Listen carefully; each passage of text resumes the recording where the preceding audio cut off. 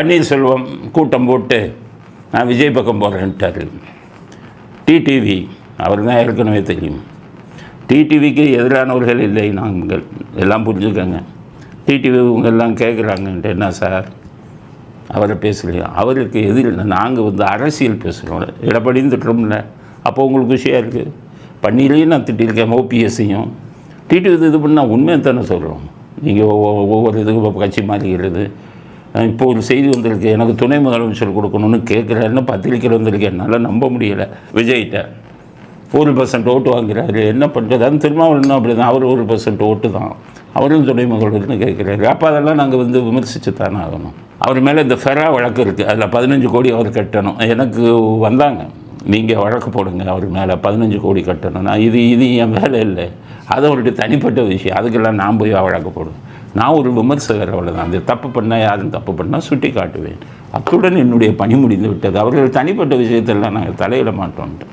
இப்போ 2 பேரும் போயிட்டாங்க. செங்கோட்டையும் சொல்லிட்டாரு, டிடிவி எங்கள் பக்கம் வர்றாரு, இவரும் எங்கள் பக்கம் வர்றாரு. பன்னீர் பொங்கலுக்கு நல்ல செய்தி வரும், உடஞ்சிருச்சு. எடப்பாடி இது சக்ஸஸ்ஃபுல்லாக வெற்றிகரமாக பிஜேபி அதிமுக இதை உடைச்சிட்டாரு. இன்றைக்கி தேமுதிக அந்த அம்மா குதிக்கிறாங்க. அது பிரேமா எனக்கு 6 சீட்டுன்னு சொன்னது யார், அதை நீங்கள் சொல்லுங்கன்னு பத்திரிகைக்காரங்கிட்ட கேட்குறாங்க. அவங்க சொன்னாங்க ஏடிஎம்கேலேருந்து தான் கொடுத்தாங்க. அந்த கட்சி அழிஞ்சு போகும், எங்களுக்கு 6 சீட்டா அப்படின்ட்டு இப்போ அவங்க போய் திமுகவில் பேசிக்கிட்டு இருக்காங்க. ஆக விஜயகாந்த் கட்சி, டிடிவி தினகரன் இவங்க எல்லாம் போயாச்சு. இந்த மிஞ்சி இருக்கிறது பிஜேபின்னு இதுதான், பாட்டாளி மக்கள் கட்சியும் தான். அதில் என்னென்ன பண்ண போகிறாருன்னு தெரியல. போன தடவை அவருக்கு போய் பாட்டாளி மக்கள் கட்சிக்கு 200 கோடி 300 கோடி கொடுத்துட்டு கடைசி அவர் அந்த பக்கம் போய் சேர்ந்துட்டார். சண்முகம்ங்கிறவர் தான் பணத்தை போய் கொடுத்தாருன்னு செய்தி வந்தது. அந்த பணம் திரும்பி வந்துச்சான்னு கூட தெரியல. முக்குளத்தோடுலாம் தென் மாவட்டங்களில் ரொம்ப எதிர்ப்பான மனநிலையில் இருக்காங்க. ஒரு காலத்தில் அதிமுகவுக்கு எம்ஜிஆர் அவர்களுக்கும் ஜெயலலிதா அவர்களுக்கும் முதுகெலும்பாக இருந்தது தென் மாவட்டம். அங்கே எல்லாருமே எதிர்ப்பாக இருக்காங்க. ஏன் எதிர்ப்பானாங்கன்னு தெரியலை. இதை ஒரு எடப்பாடிக்கு நான் ஆட்கள் மூலமாக சொல்லி அனுப்பலாம் அப்படின்னு எத்தனையோ மெசேஜ் அனுப்பிட்டேன். அவர் அதை பற்றி கண்டுக்கிறதே இல்லை. ஏன் இருக்காருன்னு தெரியல. அதிமுககாரங்களுக்கு சொல்கிறேன், நேற்று வந்தவங்க ஏன் நீங்கள்லாம் அதிமுகவுக்கு 1972 எம்ஜிஆர் கட்சியை விட்டு டிஸ்மிஸ் பண்ணும்போது நடந்த போராட்டத்தில் நான் போய் நின்னேன். எத்தனை பேருக்கு உங்களுக்கு இந்த தகுதி இருக்குது? அதிமுககாரங்க குதிக்கிறாங்க சில பேர். எடப்பாடி உன்னோடு வச்சுக்கோங்கிறேன். எங்களுக்கு எடப்பாடி பற்றி உங்கள் எடப்பாடியோ ஓபிஎஸோ அவரை இதை விட்டு கட்சியை விட்டு வெளியேற்றின முதல் நாள் போராட்டத்தில் நின்று ஆள் யாருன்னு கேளுங்க. நாங்கள் எல்லாம் எம்ஜிஆர் பேரை வைத்தோ ஜெயலலிதா பேரை வைத்தோ 1 பைசா சம்பாதிக்காதவங்க. எல்லோரும் சம்பாதிச்சிருக்காங்க. ஏதோ கட்சியை காப்பாற்றுறாங்க அப்படின்னா அவங்கள நம்ம ஆதரவு கொடுக்கணும். அந்த கட்சியை காப்பாற்றணும்னு நினச்சா இன்றைக்கி தினமலரில் வந்திருக்கு. மோடி தன்னுடைய அதிருப்தியை தெரிவிச்சிருக்காரு அமித்ஷாட்ட. என்ன தமிழ்நாடு இது கூட்டணியை கெடுத்துட்டாங்களே அப்படின்னு. இவர் ரொம்ப பிடிவாதமாக இருக்கார் எடப்பாடி அப்படிங்கிறது. எல்லாம் அந்த நாங்கள் தனியாக நின்று ஜெயிச்சிடும். தனியாக நின்று ஜெயிக்கிறதுக்கு ஜெயலலிதா ஜெயிச்சது 2014 அளவுக்கு அதிமுக பலமாக இருக்கா? ஏதோ கூட்டணி வச்சா ஆளுங்கட்சி ஸ்டாலினை இதுக்கு தோக்கடிக்கணும். ஸ்டாலினுக்கு போய் சமாதி இதில் ஆதரவு கொடுத்தீங்க, அப்போவே நான் எதிர்த்தேன். எல்லாம் அப்போவே திமுகவுக்கு கை கொடுத்தீங்க. எடப்பாடி ஓபிஎஸ் போய்கிட்டு பாட்டு பாடினார் கருணாநிதியை பாராட்டி. ஒவ்வொருத்தரையும் முதுகில் எப்படி குத்தணுமோ குத்திக்கிட்டு இருக்கீங்க. அதனால் அதிமுக பிஜேபி கூட்டணி இன்னும் வலுவிழந்து விட்டது. எடப்பாடி போன மாதிரியே நாங்கள் பெகா கூட்டணி போன கடைசி விஜயகாந்த் அவர் மட்டும் நின்னாங்க. இந்த தடவையும் விஜயகாந்தும் போயாச்சு. வெறும் பிஜேபி இவங்களும் போய் இழிக்க போகிறாங்க. ஸ்டாலினை ஜெயிக்க வைக்கலாம் அப்படிங்கிற ஐடியாவோட பண்ணுறாங்களோங்கிற சந்தேகம் எங்களுக்கு வந்திருக்கிறது. அதனால் விஜய்க்காச்சும் சொல்கிறேன், நீங்களாச்சும் உங்கள் கூட்டணியை பலப்படுத்துங்க, பலப்படுத்தி திமுகவை தோற்கடியுங்கள். இன்றைக்கி அடுத்து சார் கதை என்னென்னா, இந்த வீடியோவை பாருங்கள். என்ன சொல்கிறாங்க, இன்னும் செத்தவன் பேரெலாம் இருக்குங்கிறாங்க. ஆத்தூர் சட்டமன்ற தொகுதியில் பாப்பனம்பட்டி பகுதியில் 9 மாதங்களுக்கு முன்பு இறந்து போன பத்மாவதி என்பவரது பெயர் பட்டியலில் இடம்பெற்றுள்ளதாக அவரது உறவினர்கள் தெரிவித்துள்ளனர். இறந்து 4.5 ஆண்டுகளான பிச்சைமணி என்பவரின் பெயரும் பட்டியலில் இடம்பெற்றுள்ளதாக கூறப்படுகிறது. அதேபோல் அழகுமலை என்பவரது மனைவி ஷர்மிளாவின் பெயர் பாகம் எண் 50 மற்றும் 51 2 முறை இடம்பெற்றிருப்பதாக கூறப்படுகிறது. எஸ்ஐஆர் பணிகள் முறையாக நடைபெறவில்லை என உறவினர்கள் குற்றம் சாட்டியுள்ளனர். இறந்து போனவங்க 2 பேருக்கு வாக்குகள் எந்த 300 ஓட்டுக்குள்ளே, என் ஊருக்குள்ளே இருக்க இந்த ஒரு வார்டில் ஒரு 300 ஓட்டுக்குள்ளே இறந்தவங்க 2 பேர் சேர்க்கப்பட்டிருக்காங்க. இன்னும் அந்த ஒரு ஆள் பேர் 2 லெவலெல்லாம் உள்ளே இருக்குன்னு ஒரு பேட்டி கொடுக்குறாரு. அவங்களே அதிர்ச்சி ஆகிட்டாங்களா, எங்கள் வீட்டில் செத்து போயிட்டாங்க, பேர் இருக்குது. எப்படி வந்தது? எல்லாம் கரெக்டாக பண்ணாங்களேண்ணா. திமுககாரன் சுற்றிக்கிட்டே இருந்தாங்க, கவனிச்சிங்களா? திமுககாரன் சுற்றிக்கிட்டே இருந்தான் அவங்க கூட அந்த ஆஃபீஸில் போகும்போது.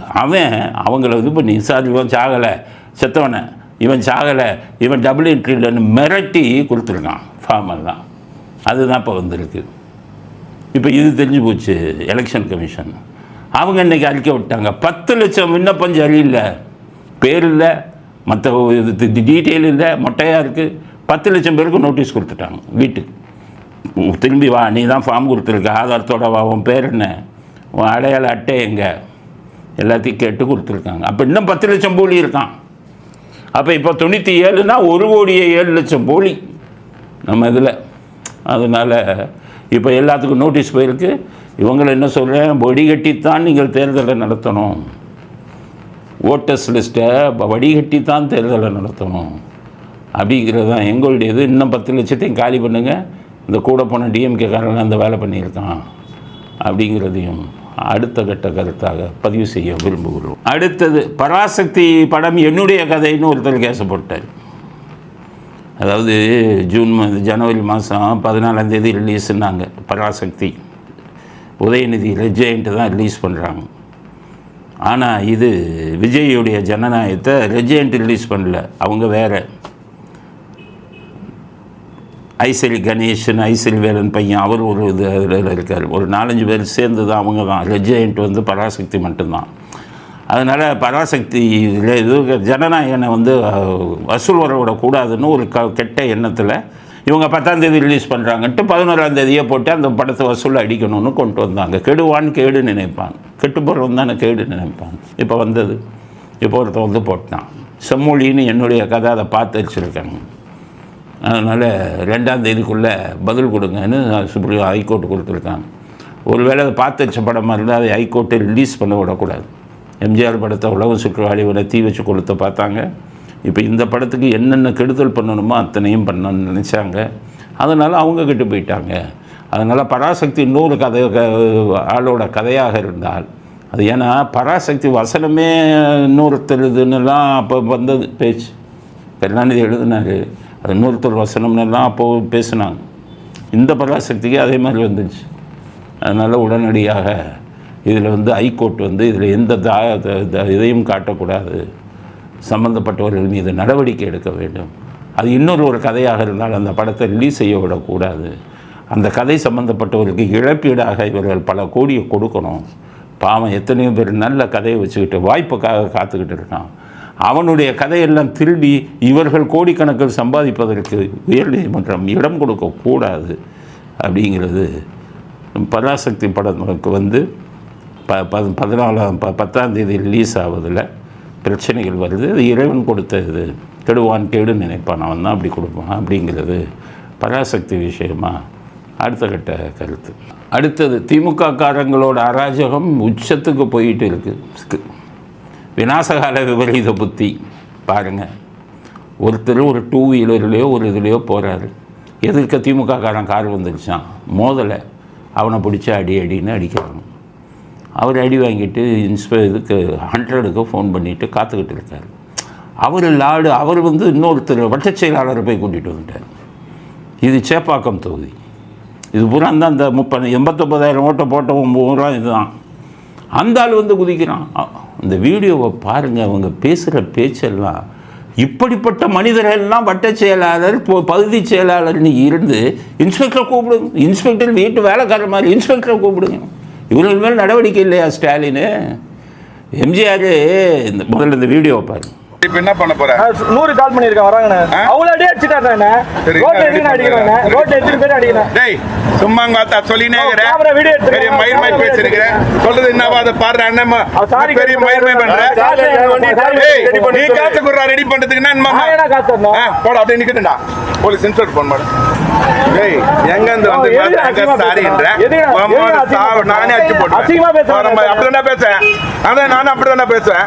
நீ நான் மயிரடா லவடே கபால் நோ எடுத்து டேய் தேவடியா போயிடுவாங்க அம்மால திருப்பி அடிப்பேன் நான் உங்க வார்த்தை பெரிய மயிர் மாதிரி பேசுனுக்கிறேன் வார்த்தை வண்டி இடிச்சிட்டு இல்லாம நோ பருப்பு வண்டி நான் இடிக்கவே இல்ல இதெல்லாம் இடிச்ச நோ நீ அசிங்கமா பேசுன பிறகு தான் வண்டி காரல நான் தான் பேசுறேன்ல எம்ஜிஆர் அகரம் நாராயணன்னு கட்சிக்காரன் வெட்டி விட்டான். என் கட்சிக்காரனை அரெஸ்ட் பண்ணுன்னு போய் உக்காந்தவர். அப்படிப்பட்ட உண்மையான நீதி கொடுக்கக்கூடிய ஒரு மனிதர் தான் இந்த நாட்டுக்கு முதலமைச்சராக இருக்கணும். கட்சிக்காரன் என்ன பண்ணாலும் பாதிக்கப்பட்டவன் இங்கே அடி வாங்கினவன் நின்றுக்கிட்டது அவனுக்கு கிடைக்கிற நீதியை எப்படி தடுக்க முடியும்? இன்ஸ்பெக்டர்னா உங்கள் வீட்டு வேலைக்காரனா? அந்த ஆள் இன்ஸ்பெக்டரை கூப்பிடுங்கிறாங்க. உங்களுடைய மாவட்ட செயலாளர் என்ன சொல்கிறான்? ஏய் எஸ்பி கலெக்டர்லாம் நான் சொன்னாலதான் போட்டிருக்காங்க.